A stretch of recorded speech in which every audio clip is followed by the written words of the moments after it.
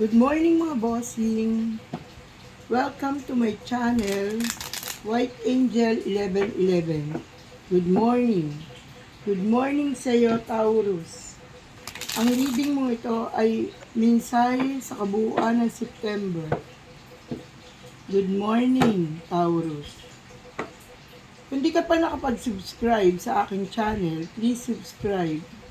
At pindutin mo ang notification bell para mauna ka ma-notify ng reading nito.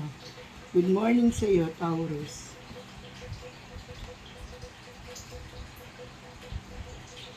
Sinasabi sa iyong baraha, Taurus, o sinasabi na ngayong September, ay ikaw daw ay makakapaglayag na, makakapaglakbay ka na, magsisimula na ang iyong buhay, magsisimula na maganda mong kapalaran, at ito ay tatahakin mo na. Sinasabi rin dito na kung ikaw ay bagong graduate at naghahanap ka ng trabaho, sinasabing magiging matagumpay ka ngayong buwan na ito. Sinasabi na napakaligaya mo ngayong buwan na ito ng September dahil makikilala mo na ang iyong iibigin.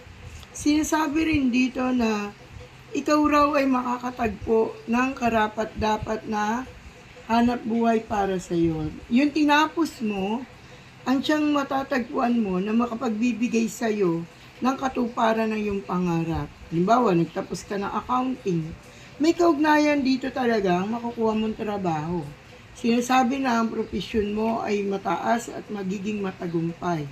Sinasabi rin dito na maraming tao o maraming mga mahal sa buhay na umaasa sa iyo, Taurus. Sinasabi rin dito na kung ikaw ay nagninegosyo, ikaw ay magtatagumpay sa iyong negosyo. At kung ikaw ay naghahanap buhay at nagtatrabaho, matagumpay ka sa iyong trabaho. Sinasabi rito na kung nanaisin mo makapag-abroad ay pagkakaloob ito sa iyo ng universe. Sinasabi rin dito na ang divine mercy ay laging nakaagapay sa iyo. Marami kang pasanin sa buhay. Ikaw ba ay breadwinner? Ikaw ba ang inaasahan ng lahat? Ikaw ba ang tipo ng sa pamilya nyo ay ikaw lang ang naghahanap buhay?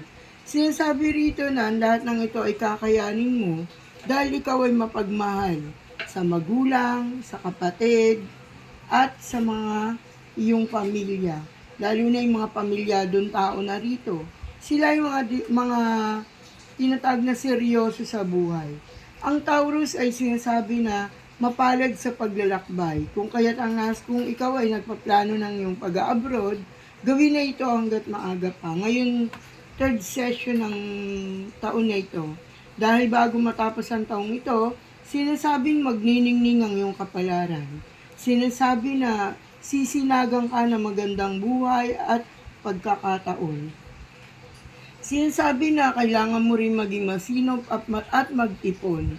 Sinasabi na ang mga Taurus ay may kakayahang yumaman. Sinasabi na ang mga Taurus ay laging matagumpay.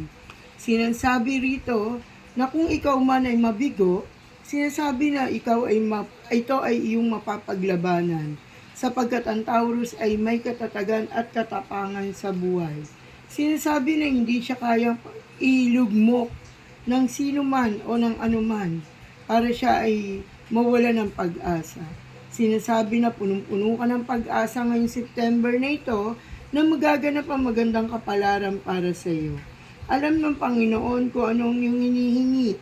Alam niya kung anong iyong hinihintay. Ipagkakaloob ito sa iyo ng universe. Sinasabi na ang pagiging mabuti mong tao ang siyang magiging daan upang magkaroon ka ng magandang kapalaran. Nakita mo ba yan, Taurus? Nakuha natin ang star. Sinasabi na sisikat ka balang araw.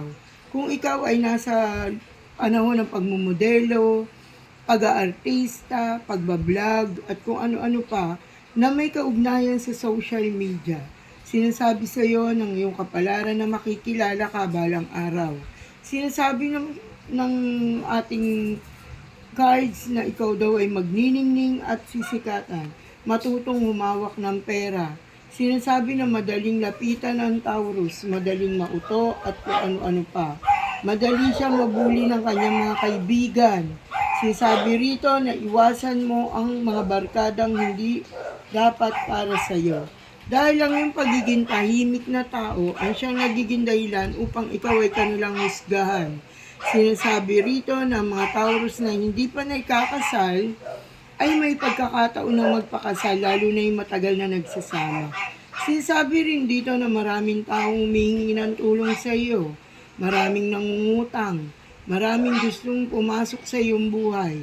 Sinasabi rito na ikaw ay isang nilalang na matatag at matapang. Sinasabi rin dito na napakasipag mo lalo na dedicated ka sa iyong paghahanap buhay. Ginagawa mong umaga ang gabi, Taurus, para mapunan mo ang mga pangangailangan ng iyong mga minamahal.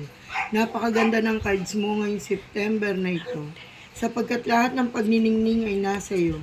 Sumisikat pa lamang ang araw para sa iyo, Taurus, at sinasabi na huwag mong papansinin ang mga taong patuloy na ikaw ay sinisiraan at nilulubak para ikaw ay mawala sa iyong kinaroroonan. Sinasabi rin dito na maraming pahina ng iyong buhay ang magbubukas. Maraming opportunity ang ipagkakalob sa ni universe. Kung kaya't magpatuloy ka dahil nasa tama kang direksyon ngayon.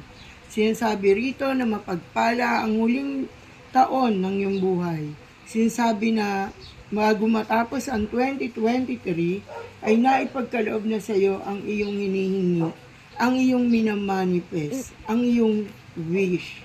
Sinasabi ng huling baraha, Taurus, na maging matalino ka sa lahat ng bagay.